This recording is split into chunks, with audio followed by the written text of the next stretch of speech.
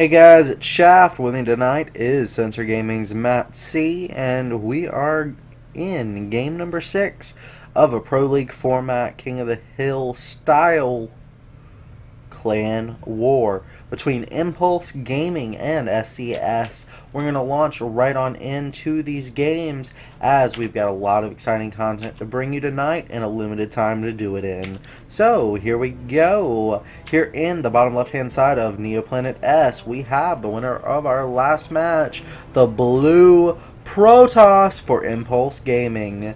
It is Arya! I believe he maybe likes Game of Thrones. I don't know.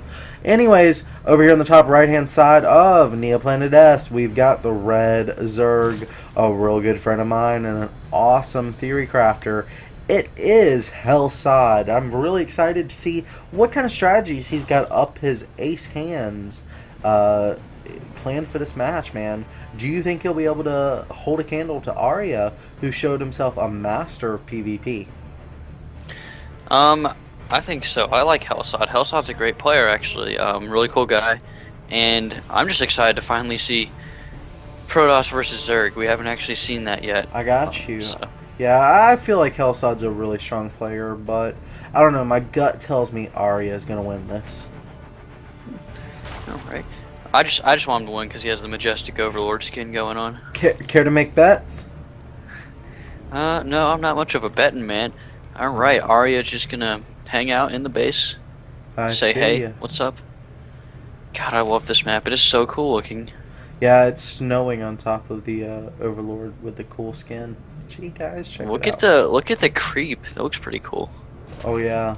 Ooh, yeah. It's got like creep apparently reflects the sky. Right. So this is a really white sky apparently tonight. All right. So Shaft, man, you are the Zerg player here. What are your thoughts about Protoss versus Zerg in Heart of the Swarm? Well, it's pretty much the same early game as it always has been. You've got a little contest here for control of the natural, which Hellsod, of course, is going to win. Arya probably not even going to put down a pylon. Yeah, plain old Jane kind of style. He goes for that Nexus first. That's how you know he's not going to put down the pylon. Now he's going for the Forge. So it's going to go into your very typical, normal, standard macro game. The real issue becomes when does the Zerg take his gas, which you're usually going to see that around 6:30 with double gas. But actually, Hellsod going ahead with a quick extractor here, so he's mixing it up a little bit. This could be a Ling run by, this could be Banelings, this could be Roach Ling. Really, you've got a lot of options here. So do you feel like that in Heart of the Swarm you can be more aggressive early on as a Zerg player and it'll pay off? Well, you have this option in Wings of Liberty as well. It just wasn't explored very often because people need to prep against it. However, people have got a lot more greedy, not sending the scout back in. As you can actually see, the probe is returning home here rather than poking back up there to see if there's a gas. So it opens up perfectly for a Ling run by or Baneling bust. Right. And actually, if you take a look at the wall in of Arya, yeah, this pylon is actually, kind of vulnerable there to roaches especially. Right. Okay, so what are we looking for now?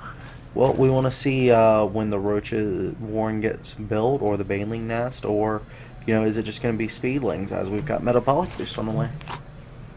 Well, he's continuing to mine gas, so it's not just going to be speedlings.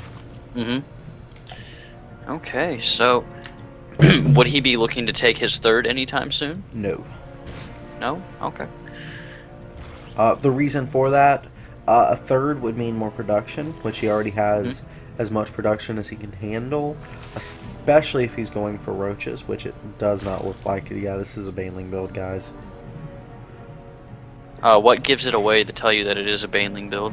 Never mind. He's going for Pneumatized Carapace, which is Overlord speed. The reason I thought it might have been a Baneling build is simply because he was building up so much gas, but going for Overlord speed gives him a reason to have the gas. I just don't know why he went for speed to begin with. Right. So we've got Arya dropping that robo here and double gassing off at the natural base. It does look like he can pull off an Immortal Sentry timing attack from this build. Yeah, I can see that, but I'm just not understanding Hellsod's build. This doesn't make sense. The Mothership Core is going to come out. We've discussed that in the past couple minutes. I'm sorry, I think did this might be a Mutalisk build. Alright. So, that layer, is that what gave that away to you? The layer with the extractors? That and just simply how many drones he's got kind of building up here. Yeah, he's taking all 4 gases at once. Yep, this is Mutalisks. Alright, Arya is going to scout. Alright, well, as Shaft continues to ponder, Arya scouts that third base. Indeed, and indeed. The Roach Warring comes down. Yeah, this is actually a really delayed third base. Usually the third base comes at 4:30 for the Zerg player, so there's just a lot of inconsistencies here in Hellsod's play. Now, he's an awesome player, so there's definitely a reason he's doing this, but God knows it's beyond me right now. Right. So we've got Arya chrono boosting out that second Immortal, and we've got these Zerglings that are going to run across the map here. There's really not too much going on, but 20 lings are being made to follow this up. Yeah, this is not going to break through a complete wall-off guy. We got a proxy pylon being dropped up by that little ridge from Arya, so it does look like he wants to be able to attack soon. Yeah. Okay, so this is starting to make a little more sense. Now, the reason for Overlord speed is something I actually have talked about in the past. Basically, with Overlord speed, you have infinite scouting potential, so you're always going to know what your opponent's up to. Now, here we go. We've got a lot of these lings, but still no follow-up tech yet. Yep, there's the Warp Prism. This is an Immortal Sentry push. There's the Infestor hit. Now, for Infestors, you know, do you like the fact that they shoot their fungals in a projectile now? I don't dislike it. It's just different. I think everyone's gonna have to get used to it. Now these lings have a good surround force field. Why would you Guardian Shield against lings? Yeah, that's a little questionable. I did not know that Zerglings, you know, did DPS from range.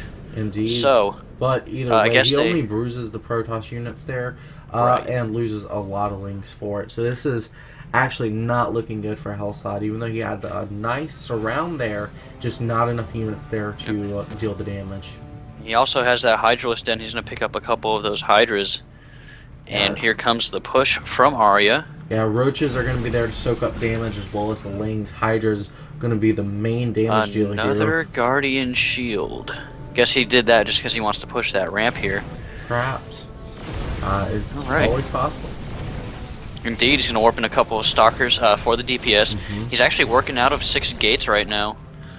Well, this is definitely do or die here for Arya, but the same is true for Hellsod, who's got 9 Hydras on the way. 6 of them just popped. He's got Hydra range, and Hydras are actually exposed here. That was a really good force field. It actually forced the Hydralisk towards the army. Hydralisk being great at range, but not so much when you get up in their face. Yeah, when you get in their face, they pee on themselves, and you too. Yeah, and now he's going to warp in the Stalkers now because he needs the DPS. Indeed, sir, but there's too big of an army here for Protoss. And this is going to and that. So why did Hellsod lose that match? Oh, did the Immortal Dance, did you see that? Yeah, I did, actually. The Lings surrounded there, they bruised the Protoss units, but when you bruise Protoss units, you just hit the shields and they regenerate those. And you don't regenerate Zerglings, man. This isn't Heart of the Swarm. This is not Heart of the Swarm. Or the campaigns. I'm sorry, the campaign, you know. Kerrigan has that ability in the campaign. This is Legacy of the Void. We do not regenerate Zerglings. Don't pick on the guy. It's like 3 a.m. here. Hey, man. I'm in the same time zone you are, so it doesn't even matter. All right, folks. Yes, before we get into a brotherly brawl, guys, it is a 3-3 now. Arya coming back, tying the score, taking Hellsod out. She, I'm not really sure. The he, she, it, transvestite, Scarlet, whatever you want to call them. They've taken out two of the best players for SCS. Who is SCS going to send out next? What are your thoughts, man? Who do they have left? Protoss, Zerg, Terran, what are we going to see? I think we haven't seen them field any Terran. I think they should send out a Terran player. We've seen one Terran player, but that was from Impulse. I'd like to see a Terran player from SCS, but I'm not sure if they actually have that many in their lineup. Yeah, we may just see another Protoss player. I don't think they have a single Terran left. I think the last one actually left the team. I think Helsod was their only Zerg player.